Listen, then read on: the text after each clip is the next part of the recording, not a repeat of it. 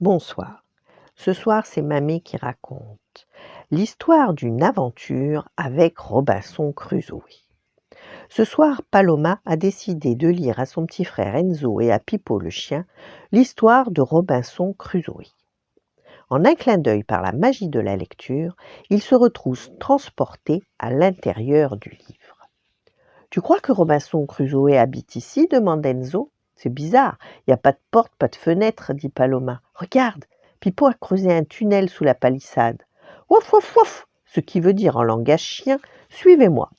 Derrière la clôture, il y a une grande tente faite de la voile d'un bateau. Robinson grave des petits bâtons sur un poteau. Il est chevelu, si barbu, qu'on ne voit ni ses yeux, ni sa bouche, ni son nez, ni son menton, ni rien du tout d'ailleurs. C'est normal, chuchote Enzo. Il n'y a pas de coiffeur ici.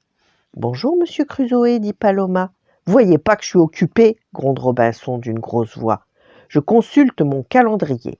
Cela fait exactement 8 ans, 24 jours et 3 heures que mon navire a échoué ici. Oh là là, dit Paloma, je vous plains de tout mon cœur. Mais je vis très bien comme ça. Laissez-moi tranquille. Allez, allez, filez. Pipo couine, tout chagriné. Il n'est pas méchant, dit Enzo. C'est juste qu'il est tout seul depuis trop longtemps. Paloma fouille ses poches et on pourrait devenir amis et jouer ensemble. J'ai un yo-yo, des billes, de la pâte à modeler. Robinson grogne, agacé. Déguerpissez, du vent, du vent. Le vent l'a entendu. Chut, tu m'as appelé, mon ami? Je n'ai pas d'amis, ça ne sert à rien. Chut, ça ne sert à rien, je ne sers à rien, tu vas voir. Le vent souffle de toutes ses forces et la petite brise devient un ouragan. Robinson et les enfants s'accrochent aux branches du palétuvier pour ne pas être emportés. Mais la grande tente se gonfle et la maison de Robinson s'envole. Puis le vent se calme et disparaît. Robinson s'écroule sur le sable. Oh, où est-ce que je vais dormir maintenant? Comment je vais me protéger des boucs sauvages et des serpents qui piquent? On va vous aider à reconstruire, dit Enzo. Mais vous n'êtes que des enfants, des petits asticots. On ne construit rien sans biscotto. Pipo croise les pattes, vexé. Bouf! Ce qui veut dire en langage chien, il n'y a pas que les muscles dans la vie, il faut du courage et de l'imagination aussi. Commençons par chercher un nouvel abri qui ne s'envolera pas, décide Paloma. Je n'ai jamais quitté cette plage, râle Robinson. C'est dommage, l'île doit être magnifique. Paloma sort ses jumelles d'une de ses nombreuses poches. Allons, explorons. Il traverse la jungle, se ferait un passage dans les broussailles, écarte les lianes, les iguanes, les boas, les bœufs mokas, et trouve enfin une cascade et un baobab. Parfait cet arbre, dit Enzo. En plus, vous aurez l'eau courante, et vous serez protégé de la pluie et des bêtes sauvages, ajoute Paloma.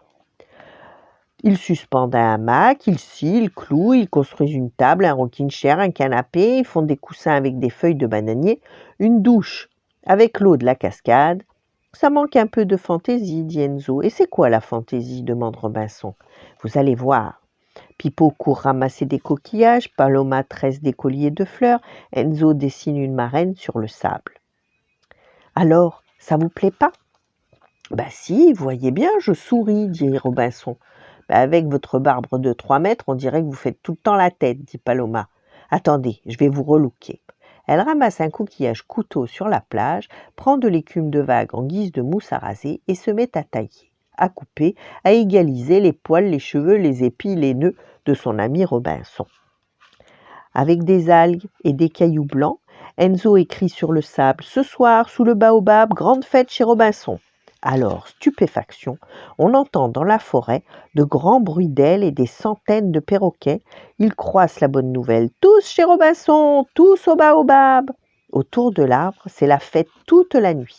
Des singes sautent partout en riant, des perroquets tourbillonnent, des iguanes et des lézards jouent à colin-maillard, quand soudain arrive un homme et son chien. « Bonsoir, je m'appelle Vendredi, je vis de l'autre côté de l'île. Oh, je croyais être le seul ici, dit Robinson. Vous voulez être mon ami? Vendredi lui tend la main en souriant pour dire oui. Paloma, Enzo et Pipo se font des clins d'œil. Mission réussie. Voilà. Bonne nuit, faites de beaux rêves et à demain.